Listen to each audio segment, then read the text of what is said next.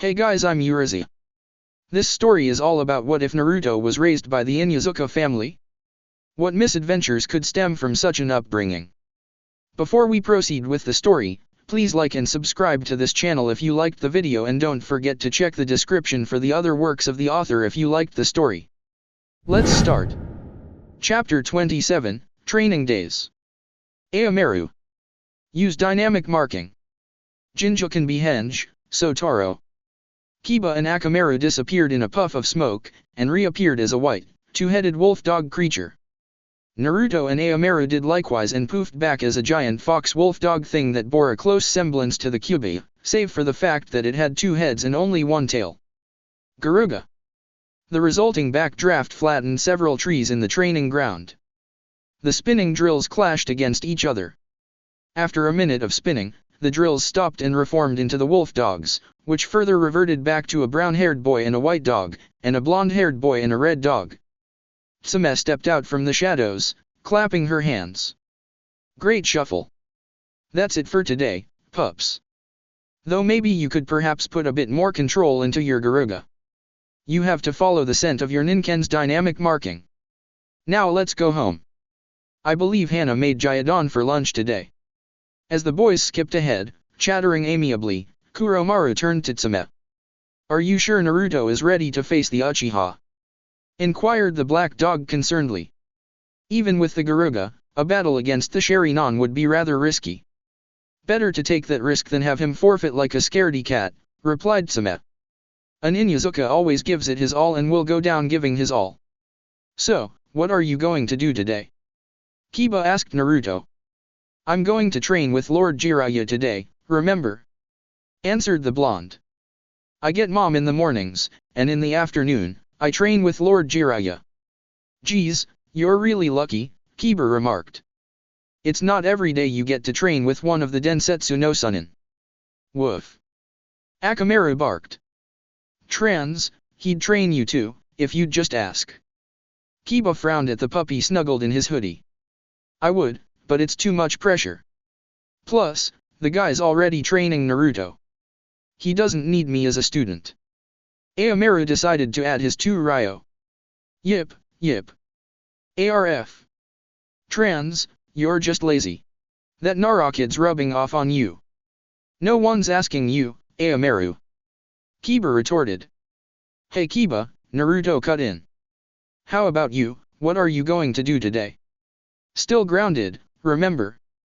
The brunette replied with a hint of disgust. Naruto's face fell.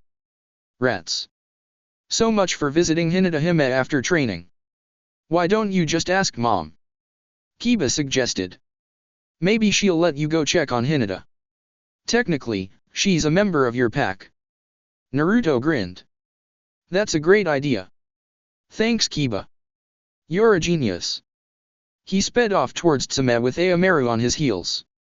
Kiba returned the grin. Turning to Aomaru, he cheered. See, I told you Shikamaru is a positive influence. Aomaru stopped a while and barked. ARF. Woof. Yeah, but you don't use your brain as much as he does. Can it, fuzzbutt? Mom. Tsame looked up from her conversation with Kuromaru to see Naruto running up to her. What is it, pup? Naruto huffed a little, catching his breath before he proceeded with his request. Mom, is it possible if I could visit Hinata Hime after I train with Lord Jiraiya? The Inuzuka matriarch gave her adopted son an analyzing look. Why? Well, she's a member of my pack, and I was hoping to see how she's doing. The blonde looked up and gave his mother the most innocent look he could muster. Tsame pondered for a moment. Kuromaru turned a questioning gaze at his partner, and Naruto was giving her a look that screamed, please say yes. A few seconds later, Tsame gave the blonde a curt nod. All right, she said. I can let you off your grounding, but only today. You still have 11 days to go. Before Tsame could register what hit her, she was wrapped in a hug by the ecstatic blonde. Thanks mom. He grinned. You're the best. As Naruto ran off to rejoin Kiba, Kuromaru found his partner looking rather wistful. "What's with you?" he asked, concerned. "Ah. Just look at the pup," Tsame sighed. "Even Shippo was never that sweet. Hayashi's girl really is lucky." The Cyclopean dog nodded. "I suppose I'd have to agree to that. Rooster, horse, ox, snake, ram, ox. Kageyori no jutsu." Shikamaru's shadow expanded and spikes erupted from the ground. "Too short," called Shikaku. "You could still elongate those spikes. Try again." Muttering under his breath, Shikamaru complied and flipped through the hand seals once more. This time, the shadow spikes were distinctively longer. "Nice." Both Naras turned to see Anko Mitarashi perched on a nearby tree chewing on some dango. Shikamaru inwardly drooled at the sight of the sweet treat. "What are you doing here, Anko?" Shikaku sighed exasperatedly. The snake mistress fake pouted. "Nothing. Dango and tea tastes so much better when eaten amidst nature. I'm pretty sure your son knows that." "Anko." The pout increased by a margin. "Fine. I was thinking of mentoring your son. His skills in the preliminaries were somewhat impressive. If your son combines the Senegaisha with your clan techniques, he could become one of the deadliest assassins in the shinobi world." Shikaku frowned. "You are not turning my son into an assassin." "Oh come on," Anko wheedled. "He's a natural tactician and always 2 steps ahead of his opponents. And the fact that you guys work with the shadows just gave it an added bonus. He's perfect." "Anko." Shikaku's patience was wearing thin. "Think about it. With him off your hands, you can have some time to yourself. Don't you want that?" Shikaku rubbed his chin contemplatively. "Now that you put it that way." He turned to his son. "Shikamaru, do you want to train with Ms. Mitarashi?" Shikamaru looked at his father. Then at Anko. Then back to Shikaku. He shrugged. "I'm in. I have a feeling that she'll just get more troublesome if we decline." Anko gave both Naras a heavy clap on the back. "Well, it's settled then." She gave Shikamaru a cheeky grin. "You get to train with me tomorrow."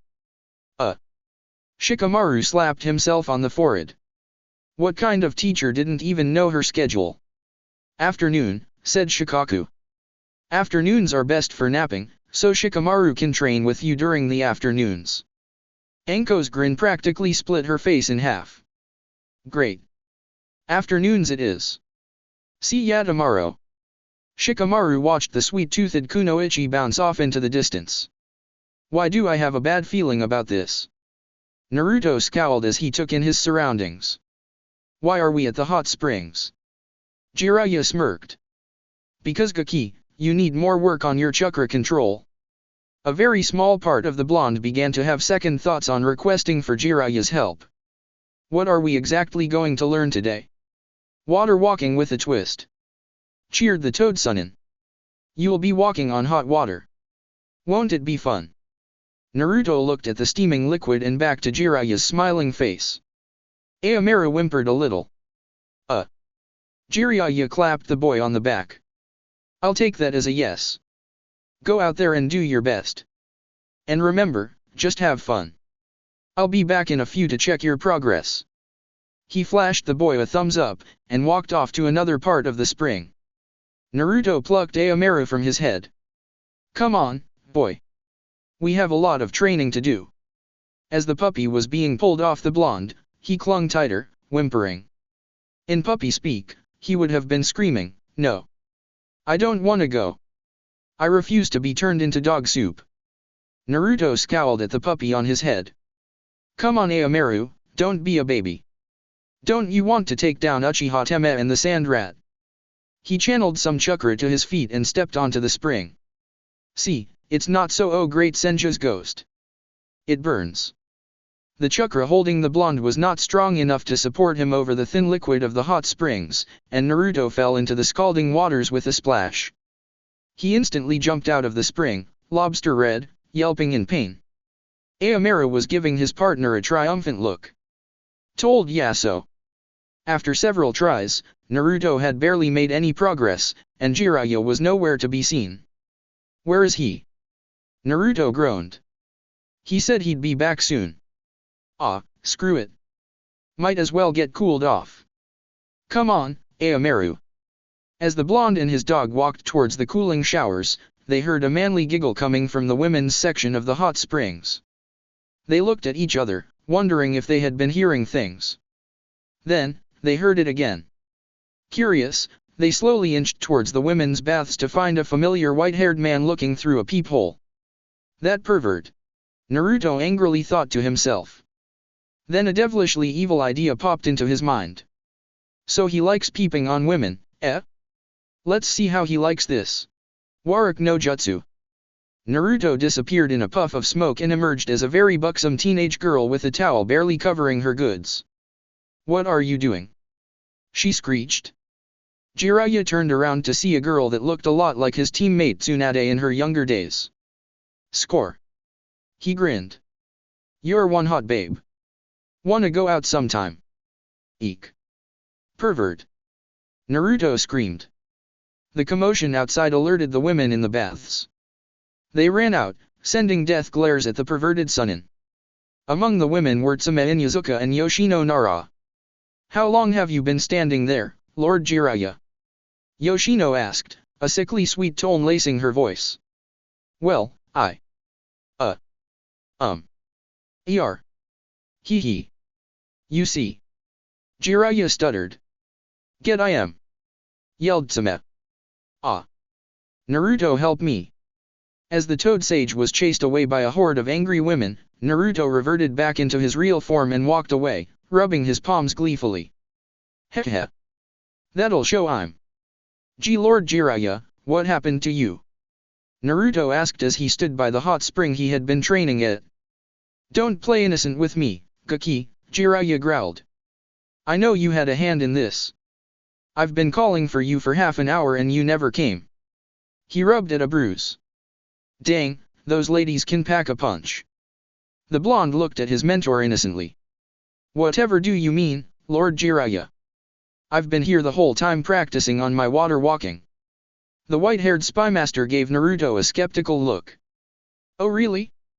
So I suppose you don't mind if I told you to perform the water walking exercise right about now. Naruto's innocent expression faltered. And now? Jiraiya inwardly smirked. Gotcha. What's the matter? Scared you won't meet up to my standards, Gaki? No. Of course not.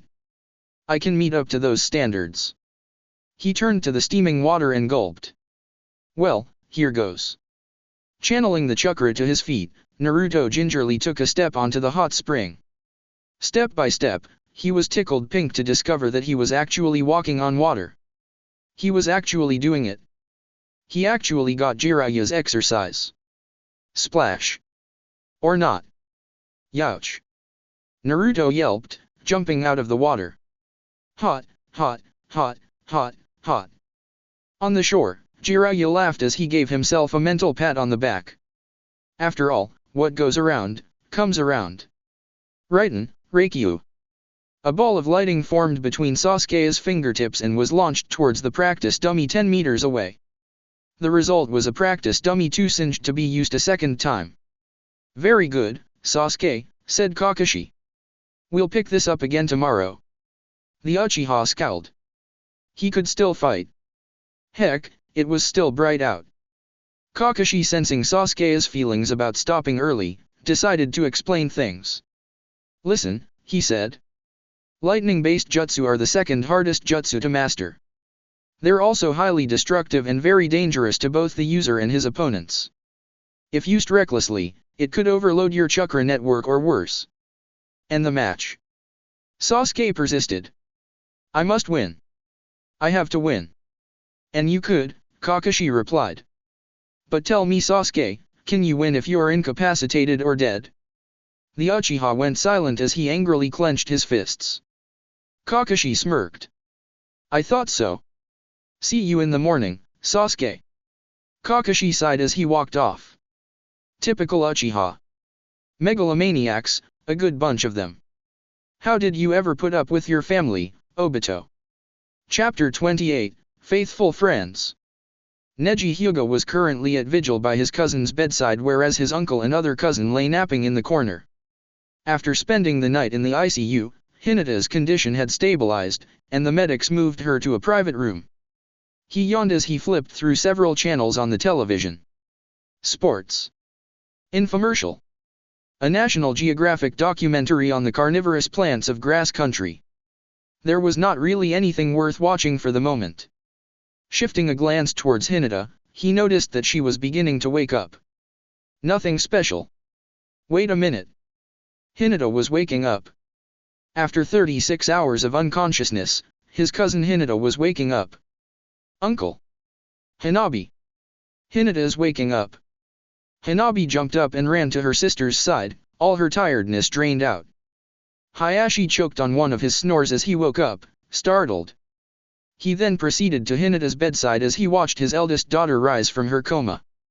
NGHH. Hinata moaned as she tried to stretch her arms. The left one was a bit numb, but the right one was completely immobilized. What's going on? Her eyes fluttered open to see the concerned faces of Hayashi, Hanabi, and Neji hovering right over her own. Fat father? Ha Hanabi? Neji-san? What happened? Why can't I move? You're in the hospital, Hayashi replied. Your arm and leg were badly crushed. The doctor said. Sorrow and disappointment choked his voice. What did the doctor say, father? Hayashi opened his mouth to answer, but the doctor's words were just too horrible to repeat. He said. You could never be a ninja again, Neji whispered. He said. The damage was too extensive. I'm sorry. I can never be a ninja again. Hinata repeated. Hayashi broke down, and the sight just clawed at the young Hyuga's hearts. It pained Hinata and Hanabi to see their father in such a vulnerable state. He was the comforter and protector. He kept their fears at bay, but now he could not even stand up to the worst-case scenario. Neji couldn't stand his uncle's current state as well. Nothing had pushed him around. Not even the Hyuga clan elders, but now. Isn't there a ray of hope? Hanabi inquired. The doctor said the legendary Tsunade could heal those wounds. Neji gave his youngest cousin a sad smile. I hate to break it to you, Nabi-chan, but Lady Tsunade hasn't been in the village for more than 15 years. It looks like Hinata has to accept her fate. A resounding clap resounded through the hospital room, and Neji instinctively brought a hand to his stinging cheek. How could you, Neji-san? Hanabi gasped, hand outstretched. You've seen your teammate Lee, haven't you? They told him he could never be a ninja because he couldn't use chakra, but look at him now. He managed to take you to a draw. Miracles do happen, Neji-san. We just have to believe in ours. Miracles don't always happen, Hanabi, Neji retorted, storming out of the room. I'm just being realistic. Oh no you don't, Hanabi screeched, going after her cousin. Come back here, Neji Hyuga. Hinata watched as her sister and cousin left, leaving her alone in the room with her father. Father. She murmured. I'm sorry I disappointed you. Hayashi turned a tear-filled gaze to his daughter. My child, I'm not disappointed in you as much as I am with myself. If the clan elders find out that you have been crippled, they will stop at nothing to instate you into the branch house. I have failed as a father and as a clan leader. Hinata placed her good hand on her father's shoulder. You have not failed, father. I will overcome this. I may be crippled for life. I may never be a ninja again. I may be relegated to the branch house, but none of this will stop me from helping Neji-san and Hanabi-chan to make your dream of reuniting the Hyuga clan a reality. Hayashi looked at his daughter in surprise. This wasn't the shy, scared Hinata that often ran to him. This was a new Hinata. A brave Hinata. A Hinata that was ready to face the world and take on its challenges. As much as he felt the twinge to see Daddy's little girl all grown up, the Hyuga clan leader just knew who was responsible for the change in his daughter. You have helped my daughter so much, and for that, I thank you, Naruto Inuzuka. Naruto hummed to himself as he and Aomaru made their way towards Konoha General Hospital. Now that his training was over for the day, he could go visit his injured teammate, even if she was unconscious. As long as she was alive and in good hands, Naruto felt that it would be good enough for him, though it would have been better if Hinata had not been injured at all. Naruto, is that you? Wait up. Wait up. The addressed blonde whipped around to see Shikamaru running towards him. He stopped and waited for the pineapple-headed Nara to catch up to him. You were going so fast, it's such a drag, Shikamaru wheezed, trying to catch his breath. Where are you off to in such a hurry? To the hospital, why?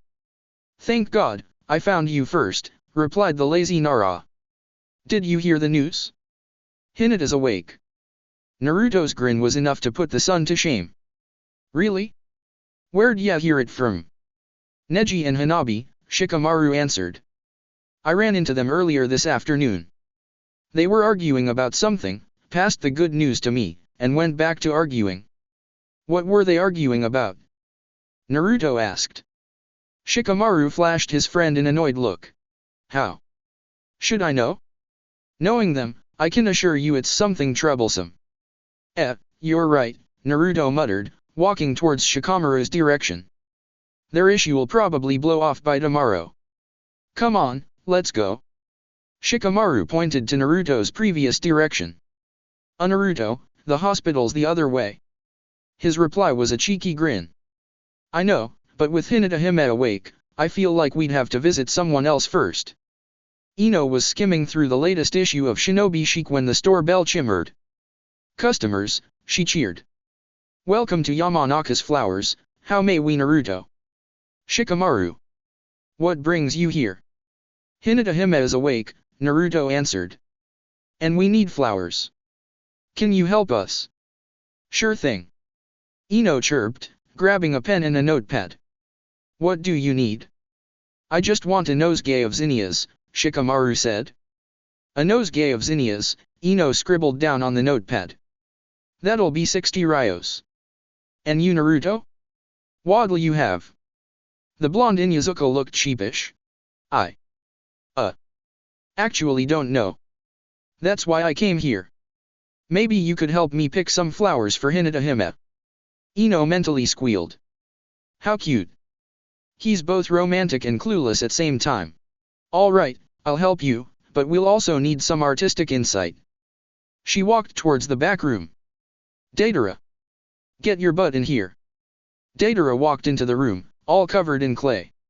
What do you want, Ino, Can't you see I'm busy? What were you doing anyway?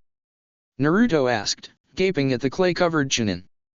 Making flower pots and garden gnomes, It's great fun, though I wish I could blow 'em up afterwards, No, no, no. Ino screeched. You're not blowing stuff up. Every time you do, it makes a mess. And some of the stuff you use is gross. How is nitrous fertilizer gross, Deidara asked, genuinely confused. You use it every day. On flowers, Deidara. Flowers. It's gross when stuff like that comes flying to your face. Naruto was impressed. Sweet. You made a fertilizer bomb. He and Deidara shared a high five. Dude, you totally have to teach me. It'd be the coolest prank ever. Ahem. Aren't you forgetting something? Shikamaru asked, tapping his foot. Beside him, Ino was ready to blow a gasket at Naruto's immaturity. The blonde Inuzuka sheepishly rubbed the back of his head. Oh yeah. I need your help in choosing the perfect bouquet for Hinata. She just woke up. Really, Deidara beamed. That's great news. Come with me to the greenhouse, We have a wider selection there. Yamanaka's greenhouse was filled with various plants and flowers. There were pink flowers, purple flowers, yellow flowers, and white flowers. There were poisonous plants and healing herbs, common species, and extremely rare flora. The entire interior of the greenhouse was like a botanist's dream. Naruto approached a brightly colored flower. This looks nice, he remarked. Deidara yanked him back before he could go another step. Don't touch that, he warned. That's a dread lily. It's one of the most poisonous flowers in the world, Its toxins are often used to poison weapon tips, and without an antidote, you could die within 4 hours. Naruto gulped and backed away from the plant. How about this one? He asked, pointing to some blue violets. Blue violets represent watchfulness and faithfulness, Ino recited. Nice choice, Naruto. But now you need to add the artistic flair. Naruto was puzzled. Artistic flair? You know, pizzazz, embellishments, add-ons, and the like, Deidara explained. Oh, Naruto said. I'll leave the selection to you guys. You're the flower experts, not me. Okay, said Ino, taking over. Since Hinata is in the hospital, I suggest some yarrow. It basically means get well soon. Yarrow. Deidara scoffed. You nuts, I think carnations are a better choice. It screams health and energy. They're too big. Ino shot back. And they have multiple meanings. Yarrow's much better. Carnations, Yarrow. Carnations, Guys. Naruto intervened. How about if I take both? Ino and Deidara looked at each other. That's a great idea. Ino cheered. And I just have the perfect carnations in stock. Moments later, the Yamanaka siblings had created a nice bouquet of blue violets, white carnations, and small dots of yarrow. Deidara hummed and hawed as he looked at the creation. Looks a little bland, he muttered. Now that you mention it, I agree, said Ino. What to use, what to use? Suddenly, the Yamanaka siblings looked at each other, faces lit up. Anemones. They exclaimed in unison. What does anemones stand for anyway, Ino? Naruto asked, curious. Ino tried jogging her memory. It stands for What was it? Friendship, Deidara finished for his sister. Anemones stand for friendship. Finally the bouquets were ready, and Shikamaru and Naruto paid for their goods. So, how much's the damage? Naruto asked, pulling out the Gamachan wallet his sister gave him on his last birthday. For you, it's on the house, Ino replied, picking up the magazine she put down earlier. Compliments of Yamanaka's flowers. Naruto peered from behind the bouquet. Thanks for everything, Ino, Deidara. You're really good friends. Anytime Naruto, said Deidara, patting the other blonde on the shoulder. Send Hinata-chan our best regards. Laden with their flowers, Naruto and Shikamaru waved goodbye to the Yamanaka siblings and left the store with Aomaru tagging right behind them. Anemones don't really stand for friendship, DEI, Ino remarked once Naruto and Shikamaru were out of earshot. I know, But you were in need of a better cover, teased the older Yamanaka. Ino gave her half-brother a light punch on the shoulder. Oh DEI, really? Hinata Hyuga was bored and lonely. There was absolutely nothing to do and no one to talk to. After their little spat, Neji and Hanabi had yet to return, and Hayashi had gone back to the Hyuga estate to take care of clan affairs.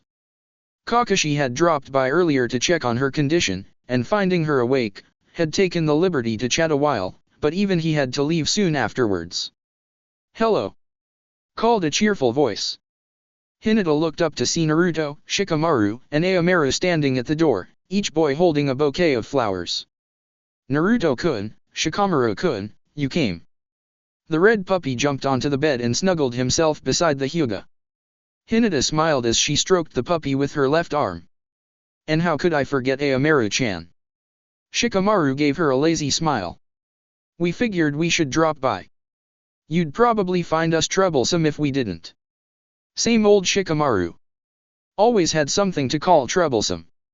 Naruto flashed her one of his infamous foxy grins. Well, you see, a pair of birds told us that our favorite teammate had just woken up, so we decided to pay her a visit. And look, we brought flowers. He handed his bouquet to the pearl-eyed girl. Hinata smiled as she took the flowers. Typical Naruto. Always trying to bring cheer to those who needed it. Shikamaru gave the zinnias to Hinata as well. We stopped by at the Yamanakas to have these prepared for you. Ino and Deidara are glad to hear that you're awake. They also send their best wishes. Hinata took a whiff of the flowers. The fragrance was just so relaxing, and a slight smile illuminated her face. My compliments to the florists. Ino and Deidara must have gone out of their way to make these. Shikamaru and Naruto spent the rest of the time updating Hinata on what had happened within the last 36 hours she had missed. They told her of the match UPS, their trainers, and the eccentricities of Jiraiya and Anko. Dropping his voice to a whisper, Naruto told Shikamaru and Hinata about the Hokage's visit concerning the unwanted tenant in his belly. So, now you know, Hinata gasped. How do you feel about it? Shikamaru whispered. Are you mad about it? I'm a little cheesed off that they've been keeping it secret from me, but other than that, I'm okay. Ero Sennin even fixed my seal for safety measures. Wanna look at it? Shikamaru shook his head and Hinata politely declined. The three friends chatted a bit more until it was time for the boys and Ayamaru to go home. Bye Hinata, said Naruto. Get well soon. As soon as those three words were uttered, Hinata froze up. Hinata? Asked Shikamaru. Are you alright? Why yes, whimpered the Hyuga. Naruto's eyes narrowed into slits. You're lying, he whispered. Gently, he took Hinata's left hand. Tell me Hinata Hime. What? Eyes. Wrong. And nothing, Hinata stuttered out. The grip on the Hyuga's hand tightened by a smidge. Hinata Hime, managed Naruto as kindly as he could. We're your friends. You can tell us anything. Hinata faltered. What is it? Shikamaru prodded. I can never be a ninja again. Even though the words came out in a whisper, it still cut through Shikamaru and Naruto like a knife. Naruto and Shikamaru gave a collective gasp. Being a ninja had been very beneficial to Hinata. It had helped her with her confidence issues and gave her the drive to improve on her weaknesses. There was a chance that pulling Hinata out of the shinobi life would revert her back into the shy, stuttering wallflower they first met 9 years ago. But that's not the worst part, Hinata sniffled. Kakashi-sensei is being forced to pull me out of Team 7 and once the Hyuga clan elders get wind of the news, they're going to send me to the branch house and mark me with caged bird seal. No. Naruto stood up, his blue eyes flashing with anger. I won't allow it. I won't let those old farts get in the way of your happiness. Damn it, Hinata, if those geezers ever try to lay a finger on your forehead, they'll have the entire Inuzuka clan barking at their door. Woof. ARF. Woof. Trans, we'll protect you no matter what. And we Naras won't take this lightly either, added Shikamaru. We may not put much effort in most affairs, but when it comes to our teammates and loved ones, we always go 100%. Naruto-kun. Shikamaru-kun. Stay strong Hinata Hime. You will get better and even if you don't, you'll always have us by our side. Believe it. Chapter 29, The Toad Contract. Within the next 2 weeks, Naruto was training harder than ever. He was really putting his all into his exercises and had finally mastered water walking. With his new and improved chakra control, his jutsu efficiency went up by 30%, and his senses were sharper than ever. However, he still had to stay on his toes. With Kakashi as his mentor, Sasuke Uchiha was going to be a tough nut to crack, and Sabaku Nogara was no walk in the park to begin with. If Naruto wanted to advance to Chunin, he'd have to outmatch than his competition, and that was what he was going to do. Futon, Rankyudan. Naruto released an air bullet that smashed into some nearby trees, knocking them over. His old Rankyudan would have only knocked down around 4 to 5 trees, but with the chakra exercises he had been receiving, he was now able to knock down twice that many trees. Concentrating his chakra, he steeled himself for another go. Oigaki, what's with you? Jiraiya asked, jumping down from his perch. You've been training like crazy since you visited your little girlfriend 2 weeks ago. How is she, by the way? First of all, Hinata Hime is not my girlfriend, 2, nothing's with me, and thirdly, she's fine, Naruto muttered. Then what seems to be the problem? Asked the Toad Sage. If she's fine, why are you so glum? Nothing's the problem, I'm just doing my best so I can go into Chunin level. Jiraiya scoffed. Could have fooled me. Something's up with you kid, you're too intense. Even training buffs like Might Guy and his mini-me don't push themselves that hard. It was then when Naruto snapped. She's never going to be a ninja again. He yelled, punching a nearby tree. She's going to be crippled for life and has no choice but to pull out of my team. To make things worse, the old bastards that she calls clan elders are planning to send her to the branch house and mark her with that accursed seal of theirs. And then I was told that some medic called Tsunade or something could help her. If Dr. Yakushi can't help Hinata, I don't see how an old bag who's been missing in action for 15 years could do better. The next thing Naruto knew, he was nursing a lump on his head. First of all, Gaki, Jiraiya growled. Don't raise your voice at me. Secondly, don't underestimate Tsuhime. She's been known to save those at death's door, and if we're really lucky, we can look for her and convince to return to the village and heal your girlfriend. Naruto jumped up and made for a random direction. Then what are we standing around here for? Let's go get her. But before the blonde could get very far, the Toad Sage yanked him back by the collar. Not so fast, kid. You still have the Chunin exams to train for. If you want to look Tsunade, we'll have to file for a search and retrieve warrant from the Hokage first. Then we can look for her. Asked Naruto, looking hopeful. Jiraiya nodded in affirmation. The blonde went back to his training with more enthusiasm than ever. Okay. I'm gonna work hard, make Chunin, find Tsunade and get her to heal Hinata. He chanted. Jiraiya shook his head at the blonde's antics and over-optimism. Listen up, Gaki, your control has improved and all, but you're still an underdog in this competition. With an Uchiha as your opponent, most jutsu would be rendered useless because he'd just copy it. Not to mention that the Inuzuka-style taijutsu is virtually ineffective, as the Sharingan can trace its movements. So what do you suggest, Ero Sennin? Naruto asked, having lost some respect for the Toad Sage after discovering that the man was a peeping Tom. Jiraiya growled low in his throat. Brat, if you don't stop calling me that, so help me I won't teach you this special jutsu I have. Naruto looked like Christmas had arrived early. New jutsu? What is Lord Jiraiya? He asked eagerly. Kuchi Yase no Jutsu, answered the Toad Sage with a bright grin. Kuchi-ku? Naruto asked, scratching his scalp. Jiraiya's fist connected with the blonde's skull. You moron. I said, Kuchi Yase no Jutsu. You know, techniques that allow you to summon a battle partner. Like this. Making a few hand seals, Jiraiya bit his thumb and slammed it onto the ground. Kuchi Yase no Jutsu. A horse-sized toad appeared and then dispelled itself. It's cool and all, but I already have a partner, Naruto said, picking up his Ninken. By now, I bet you're already acquainted with Aomaru, the coolest nindog ever. Yes, Jiraiya grumbled impatiently. But what about when your partner is injured? He can't possibly help you there. What are you going to do then? For once Naruto was rendered speechless. Jiraiya gave a triumphant grin. Exactly. That's why I was suggesting you get a backup partner in case worst comes to worse. Okay, said Naruto, apprehensively. What do I have to do? First things first, said the Toad Sunin. You'll have to sign a blood contract, binding yourself to the Alpha Summon. What's an Alpha Summon?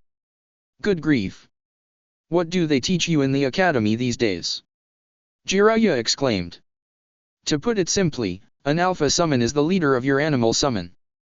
For example, the Toad's Alpha Summon is the Toad boss Gamabunta. Ah. I get it now, said Naruto, nodding. Right, instructed Jiraiya. Now I'm going to summon the Toad holding the contract. Kuchi Yase no Jutsu. A toad the size of a large dog, wearing samurai armor appeared in a cloud of smoke. Lord Jiraiya, how may I be of service? It croaked. Jiraiya cracked a grin. Agamacho, glad you're here. Would you be so kind to bring the contract scroll? About time you got yourself a new apprentice, remarked Gamacho with a raspy laugh. For a minute there, we thought you were going to be the last Toad summoner. Who's the new victim? Student. Well, you see, young Naruto here has agreed to sign the Toad contract, explained the Toad Sage, running a palm through his hair. So contract scroll, please.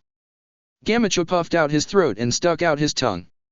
On the tip of the toad's tongue lay a scroll, an inkpot, and a calligraphy brush.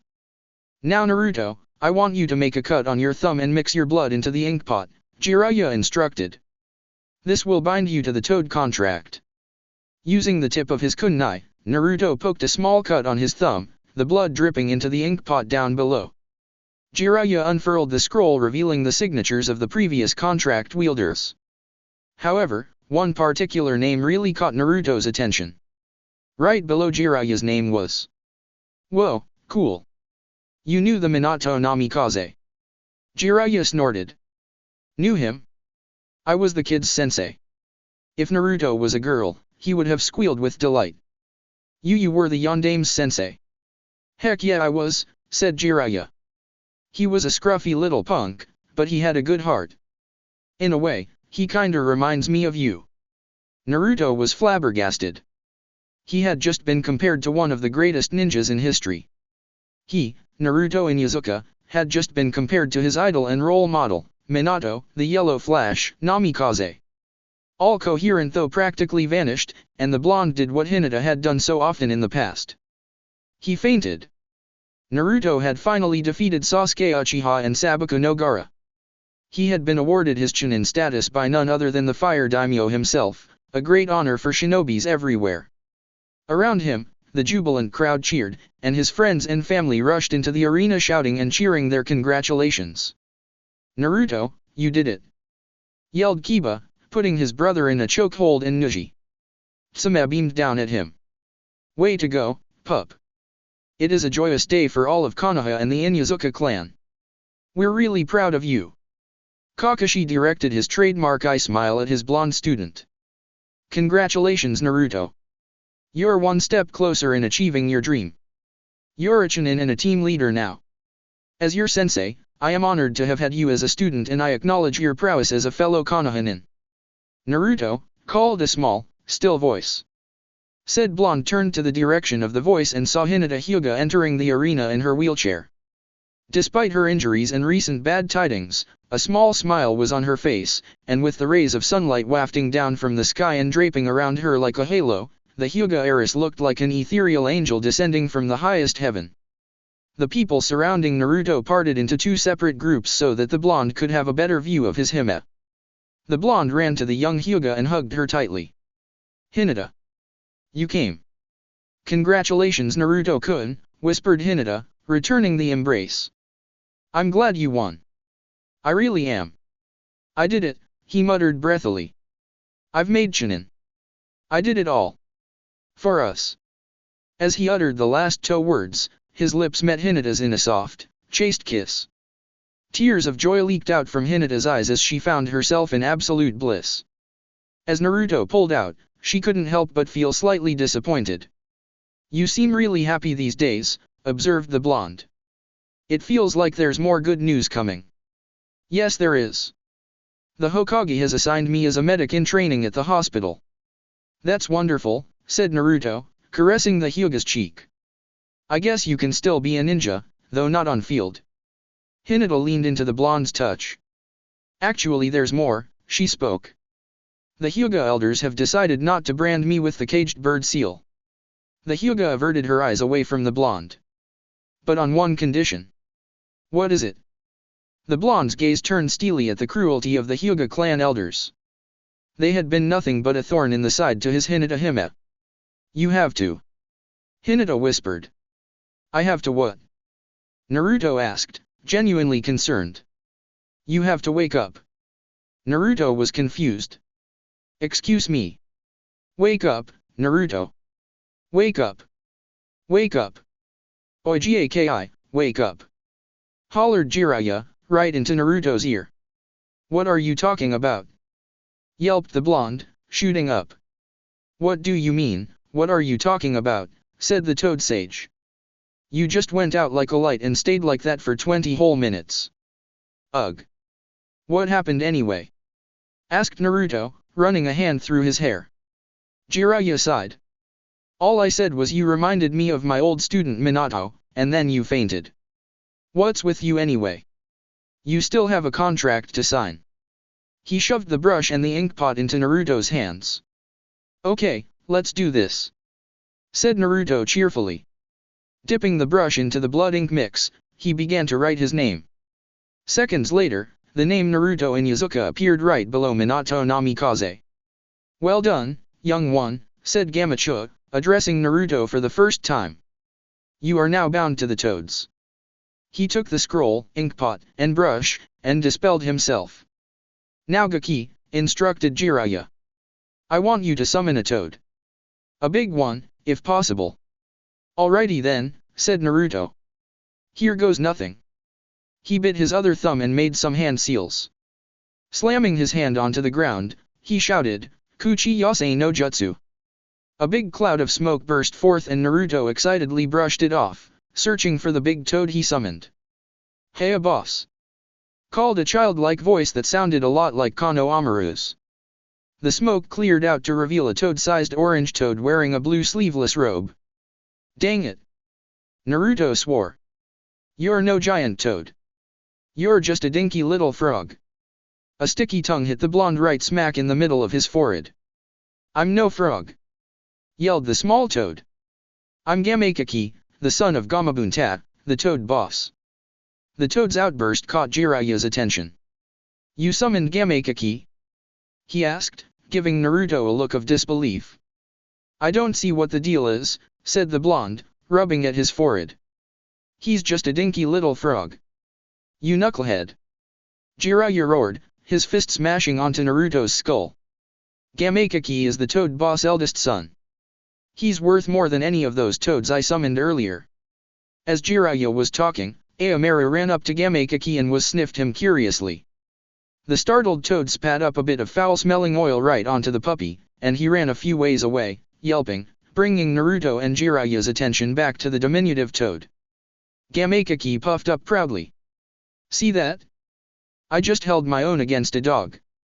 Still have any doubts? You're a plucky little fellow, aren't you? Said Naruto, picking up the toad he summoned. Tell ya what, prove yourself in the heat of battle and I might just change my opinion of you. He turned to his mentor. Lord Jiraiya, I would like to challenge you to a spar. Chapter 30, The Power Within. I would like to challenge you to a spar. Excuse me? Asked the toad Sunin. I'd like to engage you in a taijutsu kuchi yase battle, explained Naruto. Me and Gamakaki, against you and one of your toads. Jiraiya stared at the blonde Inuzuka incredulously. He knew that most Inuzukas were a naturally brash and impulsive lot, but this was definitely taking it to a whole new level. Naruto was a genin, and he was going against the Kage-level Jiraiya. It was practically Bambi versus Godzilla, and the end result was not going to be pretty. Aren't you biting off a bit more than you can chew, brat? Jiraiya asked. You know what they say, pride goeth before a fall. With all due respect, Lord Jiraiya, I simply want to test the teamwork between me and Gamakaki. Jiraiya sighed. This was definitely Kakashi's work. No other shinobi was more gung-ho on teamwork than the Cyclopean Ika fan. What's the matter, Jiraiya? Gamakaki called. Scared. The toad sage glared at the small toad on top of Naruto's shoulder. No one called Jiraiya of the Sunin a coward, and lived. Getting soft aren't you, Jiraiya? Taunted the toad. Dad was right. The years really haven't been kind to you. Jiraiya's eye twitched once. Twice. 4 times. Oh, that was it, son of Gamabunta or not, Gamakaki was gonna get it if he didn't shut up. Naruto, being Naruto, could not resist ruffling the Sunin's feathers as well. You're going down Arojiji. You're gonna be the first Sunin to have his butt handed over by a genin. By now Jiraiya was mad. You little punk. You're asking for it. Kuchi Yase no Jutsu. A toad the size of a big pig, armed with a pair of kama sickles appeared. An ankle-like grin found its way on the Naruto's face. Now we're talking. Okay Gamakaki, let's see what you got. Woof. Barked Aomaru, wanting in on the action. Naruto turned an apologetic gaze to his partner. Sorry boy, you'll have to set this one out. Save your energy for Uchiha and the sand rat. Reluctantly, the puppy trudged to the sidelines. Air. Trans, fine. But if you get mulched out there, I blame the frog. Naruto looked the toad on his shoulder. Ready Gamakaki? Ready boss. Jiraiya's toad brandished his kama and launched it towards the blonde. Putting his Inuzuka agility to use, Naruto deftly dodged the chain sickles, only to narrowly evade an axe kick from Jiraiya. Whoa. That was close, whoa. Naruto rolled away just in time to avoid being hit by the big toad's tongue. Gamakaki hopped forward. Let me handle this one, boss. Puffing his throat, he spit up a glob of toad oil right onto Jiraiya's face. The foul-smelling liquid hit the toad sage right on target, and while Jiraiya was busy, Gamakaki took the liberty to hop onto his head. Flashing the blonde a wink, the small toad motioned for Naruto to be quiet. Jiraiya growled as he wiped the toad oil off his face. Brat, when I'm through with you and that little hay. Where's Gamakaki? I don't know, said Naruto, with an innocent look in his bright blue eyes. Suddenly, the kama-wielding toad's tongue lashed out and hit Jiraiya's head. Ow! What was that for? Said Jiraiya, rubbing the sore spot where the toad just hit him. Naruto. Now. You're open. Yelled Gamakaki, hopping back onto the blonde's shoulder. Right. Inuzuka style, Shikyu Senpyu. Trans, Inuzuka style, four-legged whirlwind, using his chakra, Naruto increased his speed and hit Jiraiya with a double spin kick, followed by a couple of punches to the solar plexus. Naruto grinned as he saw the Chunin go down, but his smile disappeared when Jiraiya came back up with the same grin on his face. Kid. Do you think a few hits like that are going to take me down? I'm Jiraiya of the Chunin. I can do this. Drawing back his fist, the toad sage punched Naruto so hard that the blonde flew over the bushes and right into a gaping canyon. Awooah! Trans, Naruto. No. I knew this was gonna happen. Howled Aomaru. Oops, I think I took it a little too far, said Jiraiya. Then he paled. Damn. Tsume's gonna kill me. Yeah, think. Replied the kama-wielding toad, speaking for the very first time since he was summoned. Not helping. Naruto could only stare silently as he and Gamakaki plummeted towards the canyon floor. Boss, do something. Gamakaki screamed. Anything. As the canyon floor drew nearer, the blonde began to see his life flash before his eyes. The smiling faces of Tsume, Hana, and Kiba, playtime with Aomaru and Akamaru, quiet time with Shino, snacking with Chuji, shopping with Ino and Sakura, shogi with Shikamaru, training with Kakashi-sensei, the warm, friendly faces of Teiuchi and Ayame Chiraku, and best of all, his sweet little Hinata Hime. All those pleasant, happy moments gone once he hit the jagged rocks down below. Kid. Called a rather unsettling voice. Suddenly, Naruto found himself standing in front of a giant cage in the middle of a damp, dimly lit sewer. The cage itself was covered with paper seals and shining in the dimness, were a pair of bright crimson eyes. I must be going nuts, thought the blonde. I'm starting to see things. 1 minute I'm falling off a cliff, and now I'm standing in the middle of this smelly sewer. Kid. Called the voice once more. Great, now I'm starting to hear things too. How cute, you think this is all a hallucination. But I'm afraid it's all too real, Naruto. Who are you? How do you know my name? Asked Naruto, finally finding his voice and the courage to speak. Ah. I'm hurt. After all that we've been together, and you still don't know me. Kyubi. The shadowy figure stepped into the dim torchlight, revealing a massive fox with 9 flowing tails billowing from behind him. That's right. In the flesh. Bada bing, bada boom. He grinned, flashing a set of very sharp teeth. Naruto was very much unnerved by now. What do you want from me? Nothing much. Just wanted you to take off the seals and let me out. No way, said Naruto, frowning. You were put in there for a reason, and you're staying there for that reason. I have ramen, said the fox, trying to appeal to the blonde's stomach. How dumb do you think I am? Yelled the blonde. By the looks of you, very, remarked the Kyubi rather dryly. Your hair is yellow to the extreme. Boss. Hee hee help. came Gamekaki's disembodied voice. Crap. The Cuba swore. Listen up, brat, we'd better come to a compromise. Our destinies are interlinked. Once you hit the bottom, you'll be pretty much dead. And when you die, I'll die with you. I didn't spend all these time healing your lily ass with my chakra just to have you die on me. So? Naruto retorted. If I die, at least I'll be doing the world a favor. You won't have to prance around, wreaking general havoc anymore. A sneer found its way across the Cubia's features. I wonder what would happen to your Hinata Hime once she finds out that the great Naruto Inuzuka has met his demise. As the fox spoke, a nightmarish scenario flashed before Naruto's eyes. Hinata being dragged out of the main house to be branded by the Hyuga clan elders. The Hyuga heiress being forcibly betrothed to none other than Sasuke Uchiha, only to be looked down as nothing more than a trophy bride in a sacrifice for clan politics. Hinata slowly degenerating into madness due to sorrow, isolation, and abuse. Fine. Enough. Naruto shouted, getting back into the sewer dreamscape. I'll cut you a deal, I'll let you take over my body, but only for a while. Got it. I want it out. Snarled the fox. Deal with it. Retorted the blonde. It's better than being cooped up in this hellhole. So do we have a deal? Fine, huffed the Kyuubi. You got yourself a deal. Manipulative brat. Naruto found himself back in the real world with Gamekaki, falling into the chasm. But soon, the familiar red chakra began seeping through his person.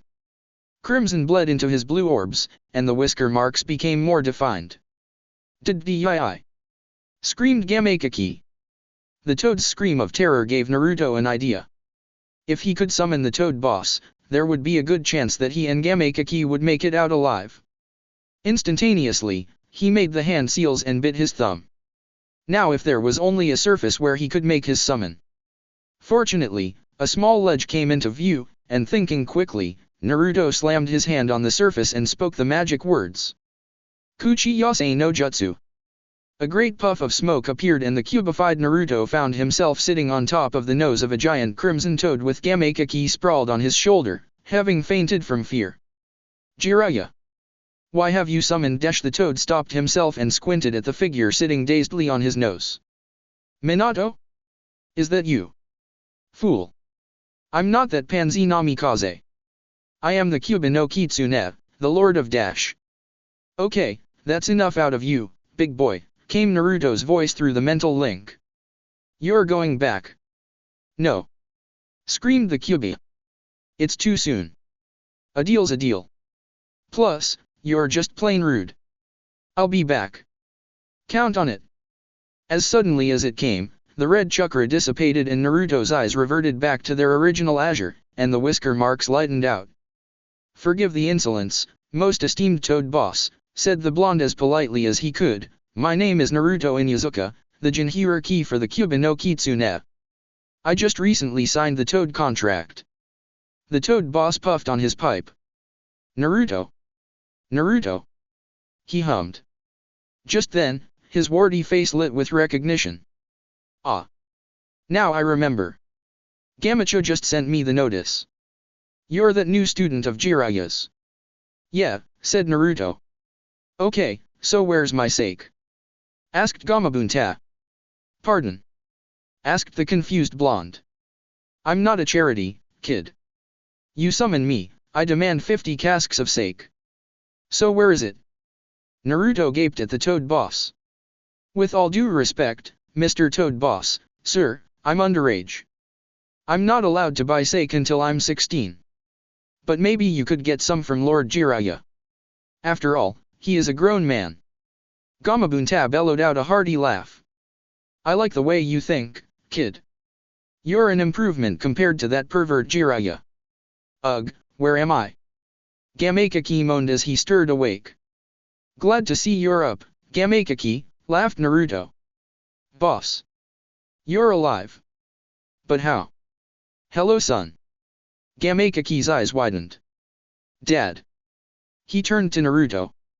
You summoned my dad. I don't. What's the big deal? Naruto started. It is so a big deal. Said Gamekaki. This is my dad we're talking about.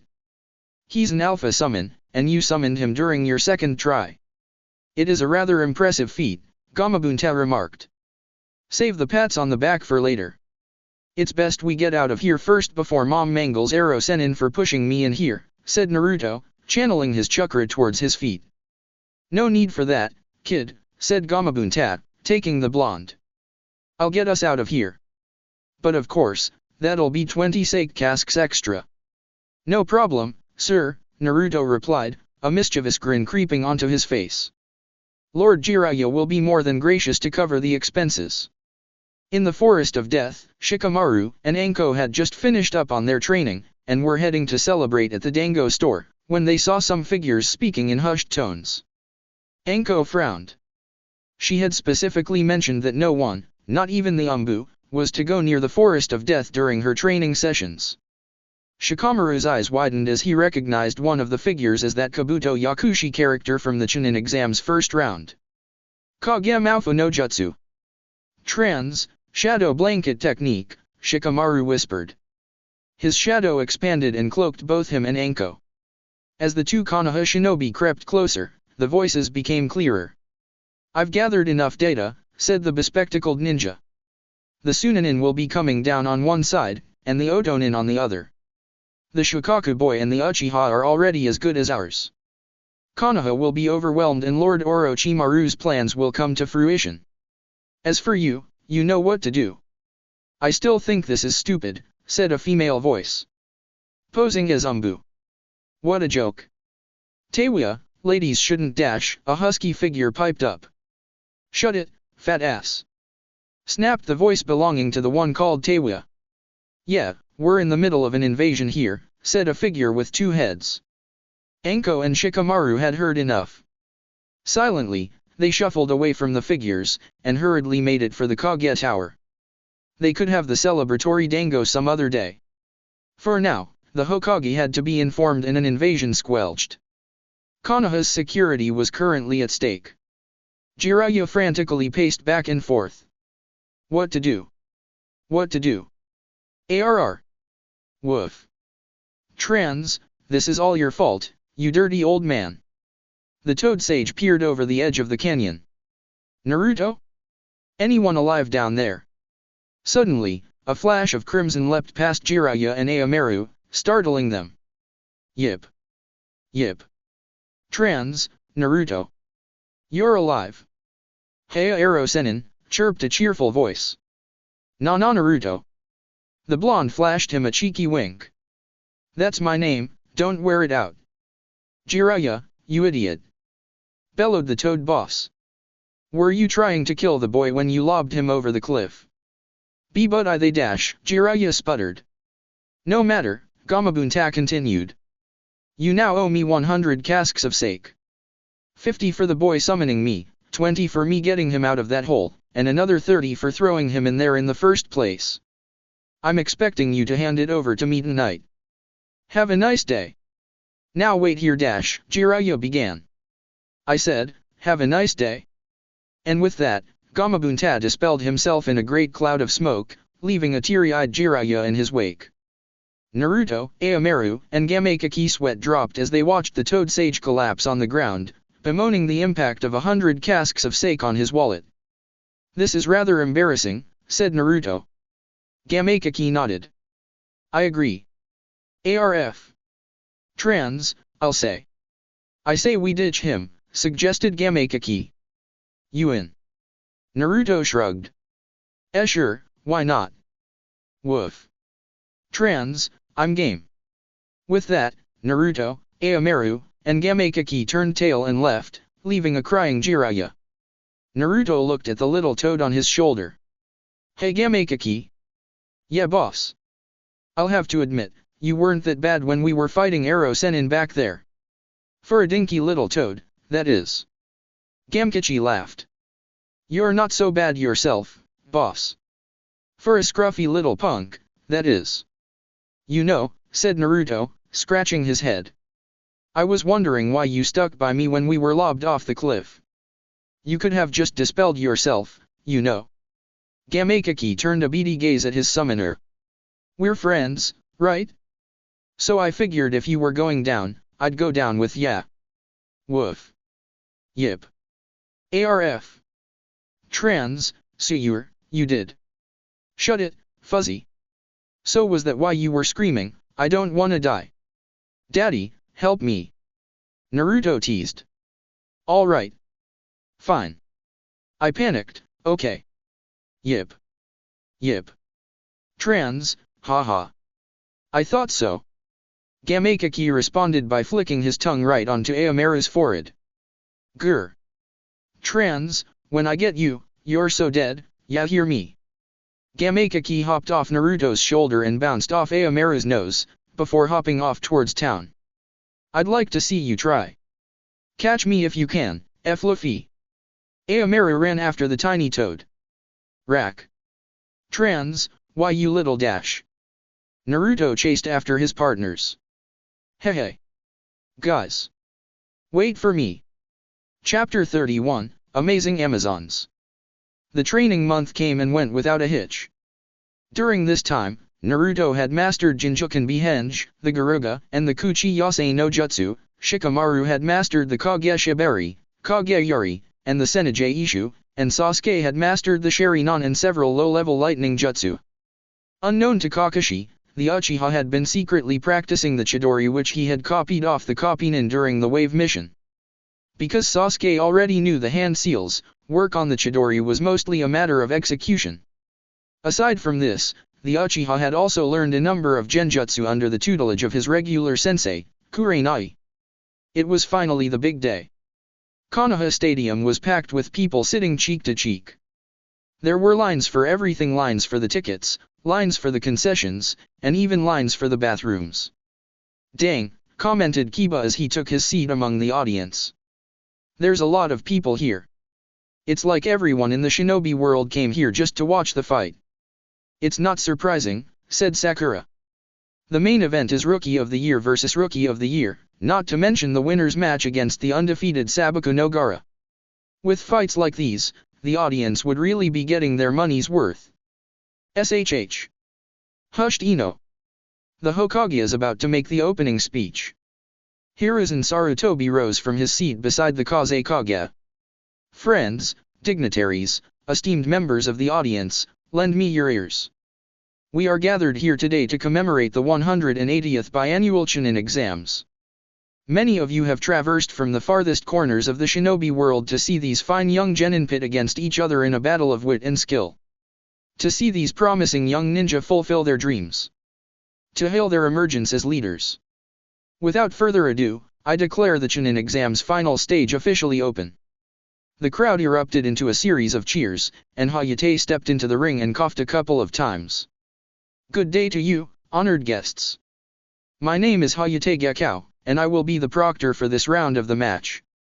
Before we begin, let us first welcome our competing genin. As he spoke, a large screenboard came from the side opposite the Kage box. From Konoha, we have 1010. A picture of the weapons mistress flashed on the board. That's my girl. Screamed a man sitting next to Tsume. Higher up, Guy and Lee were waving a banner that read, "Show them the power of youth, 1010. 1010 will be going against a fellow Konoha genin, Chuji Akimichi." As soon as Chuji's name was mentioned, 1010's picture on screen was changed to Chuji's. Go Chuji! Hollered Chauza from between Shikaku and Inoichi. We also have Konoha's Shikamaru Nara versus Suna's Sabaku no Tamari. As Hayate continued with his introduction, Shikamaru and Tamari's photographs took their turns on the widescreen, followed by jubilant screams from their respective countrymen. Shikamaru Nara, you'd better win this. Screeched Yoshino. Beside her, Shikaku groaned and muttered a troublesome woman. Shino Aburame of Konoha against Sabaku no Kankuro of Suna, Hayate went on. Shino and Kankuro's faces flashed onto the widescreen. In the audience, the bugs of several Aburame clan members flew into the air to form the words, Go Shino. The Suna faction of the audience cheered for their contender as well. The loudest cheers erupted when a familiar whiskered face was displayed on the big screen moments later. The tiebreaker match between Konoha's Rookies of the Year Naruto Inuzuka and Sasuke Uchiha. As the Uchiha's name was called, The grinning blonde on the screenboard was replaced by a brooding raven, followed by cheers that were just as loud when Naruto's picture appeared. And finally, the winner of the Inuzuka Uchiha match will be going against the undefeated Sabaku no Gaara of Suna. A very intimidating picture of the redhead flashed on the screen, making some of the audience nearly wet their pants. Now, here are the rules. Winning a match does not instantly promote you to Chunin. Your skills and abilities will be judged by the Council of Daimyos. They, and only they, can decide if you will or will not become Chunin, Hayate continued, after coughing a few more times. Anything goes in this fight. However, assassination techniques will be considered as grounds for disqualification. Killing is a definite no-no for this round. Now, let's get ready to rumble. Naruto and Aomaru and Shikamaru were sitting in the fighter's box along with the other competitors, chatting amongst themselves, when a dark shadow loomed over them. They looked up to see Sabaku no Gaara staring at them. "What do you want?" asked Naruto. On top of his head, Aomaru growled a little, but that was quickly squelched when Gaara glared at the puppy. "I wanted to wish you the best of luck against the Uchiha," the redhead replied. Naruto looked at Gaara as if he might explode anytime soon. Thanks. Because I'm very sure your blood is much sweeter. Mother and I will be looking forward to our match," the redhead finished, a predatory glint flashing in his eyes. "Bring it on, Sabaku," said Naruto. "Your sand is as good as kitty litter." The redhead gave the blonde Inuzuka one last glare before stalking off to his own seat. Naruto shuddered a little. "Man, that guy just gives me the heebie-jeebies." "Then stop egging him on," scolded Shikamaru. "Seriously. It's not that, Shika," said Naruto. "Have you seen how Gaara's teammates react every time they're around him? They're freaking petrified. I swear that guy lives on fear. If I show him that I'm scared, he'll probably use it as an advantage. And most importantly, Inuzuka's never back down from a challenge." Shikamaru shut his eyes and leaned back. "Tisk. How troublesome. Will Tenten and Chuji Akimichi please proceed into the arena?" called Hayate's voice. "Well, I'm up," said Chuji as he stood up and followed Tenten into the arena. "Wish me luck, guys." "Don't worry, Chuji," said Naruto. "You'll do fine."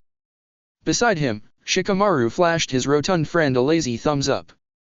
Chuji and Tenten faced each other in the ring. Hayate cleared his throat before speaking. "First match of the Chunin exam finals, Tenten vs Chuji Akimichi, begin." Chuji made a couple of hand seals. "As much as I don't want to hit a girl, you're going down." Baika no Jutsu. The Akimika's body expanded until he resembled a human boulder. "So you made yourself bigger," said Tenten, drawing out a handful of shuriken and kunai. "Then this'll be easy pickings for me." She hurled them towards the now very round Chuji, expecting the Akimichi to pop like a balloon. Nakuden Sensha. Chuji tucked his head, arms, and legs into his clothes, and began to roll. He managed to dodge a few projectiles, while the remainder merely bounced off from the rolling movement. Now Tenten began, but was cut off when Chuji barreled into her. The weapons mistress was thrown into the far side of the arena. "Give up," Chuji called. "Not quite." Tenten painfully picked herself up, and pulled out a couple of scrolls. She flipped through some hand signs and leapt into the air. "Sao Showeryu." The weapons mistress unfurled the scrolls and unsealed them. Within the scrolls was a wide array of projectile weapons.